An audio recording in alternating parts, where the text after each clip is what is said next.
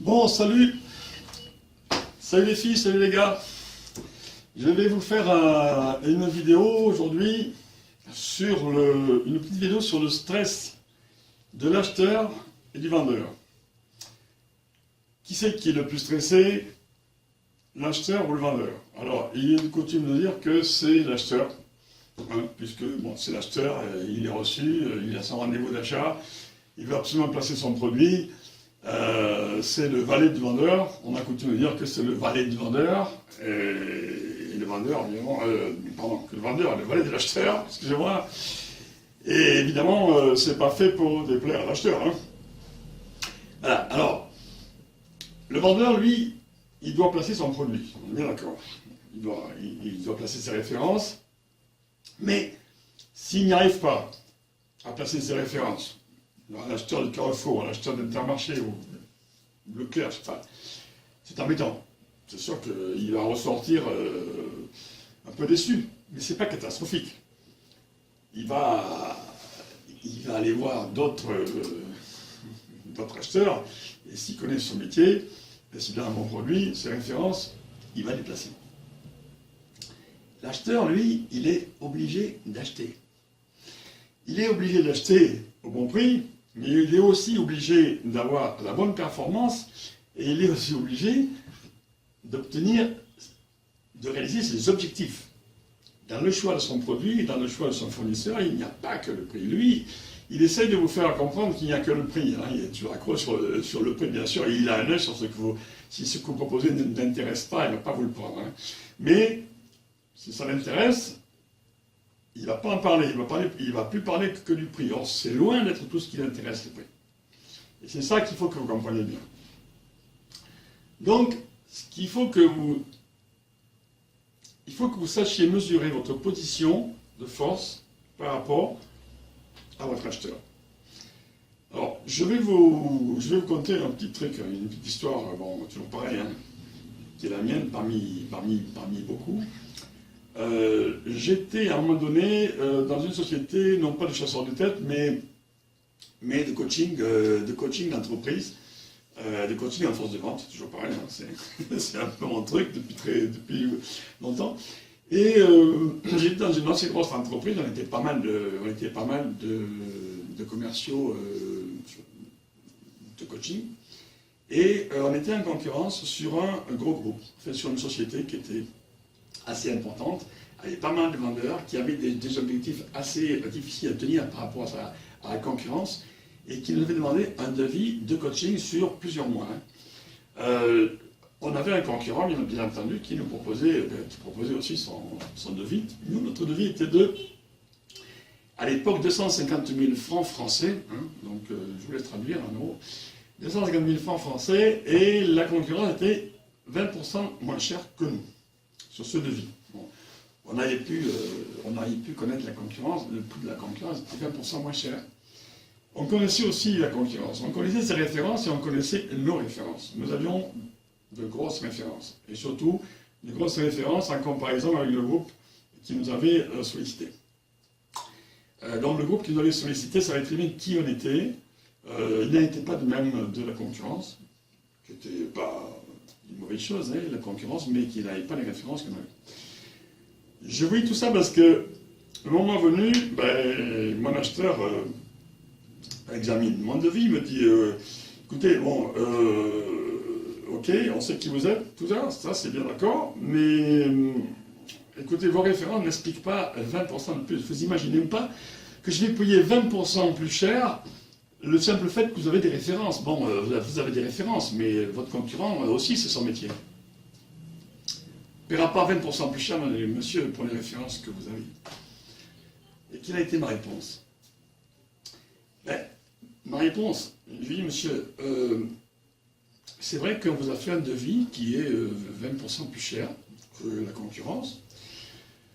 C'est un devis qui correspond au cahier des charges que vous nous avez demandé. Alors, comme venez vous-même de dire, vous savez où vous allez avec nous, vous savez quels ont été les résultats chez des clients similaires aux vôtres, et donc vous savez très bien ce qu'on est capable de faire avec. Imaginez que vous preniez la concurrence dont vous n'avez pas les mêmes garanties, on est bien d'accord. Vous l'avez dit vous-même.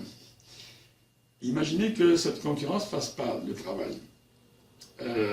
Là, ce n'est pas 50 000 euros, 50 000 francs français, ce n'est pas 20% de plus que vous allez perdre 200 000 francs. C'est-à-dire le montant qu'ils vous ont demandé. Et pourquoi vous n'avez pas 200 000 francs? Parce que votre formation ne va servir à rien. Et ce n'est pas que 200 000 francs que vous allez perdre. C'est l'échec de vos commerciaux qui n'auront pas été formés, et donc vous ne ferez pas face correctement à vos objectifs, et vous perdrez vos objectifs, dont des sommes calculables. Voilà. Donc, si vous voulez, l'acheteur, qui, ne l'oublions pas, a des comptes à rendre à son patron. Parce que s'il ne remplit pas les objectifs, il est dehors. Hein. Là-bas, il n'y a pas de petit cadeau. Je veux dire, l'acheteur ne fait pas de cadeau au vendeur, mais le patron de l'acheteur ne fait pas de cadeau non plus à l'acheteur. Donc, évidemment, ça va donner à réfléchir, parce que le calcul est vite fait. Et évidemment, là-dessus, il va essayer de vous dire, bon, ok, vous avez compris vous avez appris votre discours, mais enfin, quand même, il faut faire un effort, parce que 20% c'est cher. Non. À partir du moment où il vous dit ça, ça veut dire que vous pouvez tenir votre prix. Vous répétez gentiment, monsieur, je suis désolé, mais vous savez, on a une entreprise, on a des prix, vous savez très bien qu'on sait calculer nos prix, et le cahier des charges que vous nous avez donné correspond à ce prix. Si vous ne rentrez pas dans ce budget, on peut voir ensemble comment diminuer votre budget, mais on ne peut pas faire mieux. Parce que si on diminue nos prix, on va diminuer nos prestations, et ça, c'est pas honnête de notre part, vous voyez. Voilà une position. Et l'acheteur, devant la peur de perdre ses objectifs et de se faire jeter par son patron, ben, il va éluder votre concurrent, et c'est sûr qu'il ne va pas prendre le risque de se tromper. Alors ça, c'est un discours. Vous avez un deuxième discours. Alors ça, c'est pas... Bon, j'ai pas d'histoire vécue à moi, personnellement, mais je vais vous narrer un petit peu la vidéo que je vous mettrai si vous êtes un de nos stagiaires, la vidéo de simulation, donc, là-dessus. C'est le chantage. L'acheteur peut vous faire du chantage, par exemple, et vous faire entrer. Il vous dit, bon, asseyez-vous, monsieur Lapogne, là, ou je sais pas, je vous donne 2 secondes, je suis en train de tirer, vous avez la chance, hein, je suis en train de tirer votre concurrent, parce qu'il a fait un prix débile, hein, 105 euros pièce, attends, il n'est pas du tout dans le coup. Quand je le règle de nos fournisseurs, je machin, 105 euros. Vous avez la chance, hein, je le dirai, hein. Bon, alors je vous écoute. Quel est votre prix? Il sait très bien, en vous disant ça, que votre prix, il était de 105 euros également, ou quasiment la même chose. Et donc, la réaction du vendeur bleu, il va dire, merde, ouais, il a viré un gars à 5 euros, moi je suis à 110. Là, je ne sais pas comment je fais, parce que si... Non. Bon. La réaction que vous voulez avoir, c'est de ne pas perdre votre temps. Bon, monsieur, combien de temps avons-nous? Un quart d'heure, ok. Bon, en un quart d'heure, je vais vous exposer ce qu'on fait.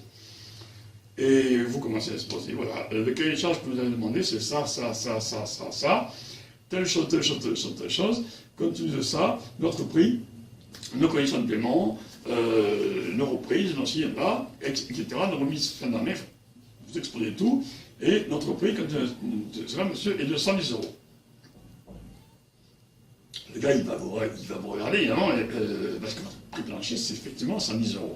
Le gars, il va vous regarder, hein, comme il y a des qui ont dit, bonjour le jour de Noël, hein, et il va vous dire, mais foutez-moi, je viens de vous dire que je viens de virer votre concurrent à 105 euros et vous me proposez 110 euros. Et là, les filles et les gars, là, écoutez-moi, vous allez lui dire, mais écoutez, si vous avez plusieurs concurrents, nous, avec d'autres, qui ne correspondent pas à ce que vous imaginez comme prix, c'est que vous n'êtes pas dans le budget, monsieur. Parce que votre concurrent est trop cher, nous sommes trop chers, d'autres seront trop chers, peut-être d'autres avant. Ça veut dire une chose, c'est que vous n'êtes pas dans le budget. Nous, c'est notre métier, on connaît très bien notre métier et on peut vous aider à rentrer dans votre budget. On peut revoir le cahier des charges et en enlevant certaines choses que vous n'avez peut-être pas besoin, on peut essayer de vous rentrer dans votre budget. Mais voyez-vous, notre prix, comme certainement le prix aussi du concurrent, il a été calculé. Voilà une façon de se défendre face au chantage. Salut, à la prochaine.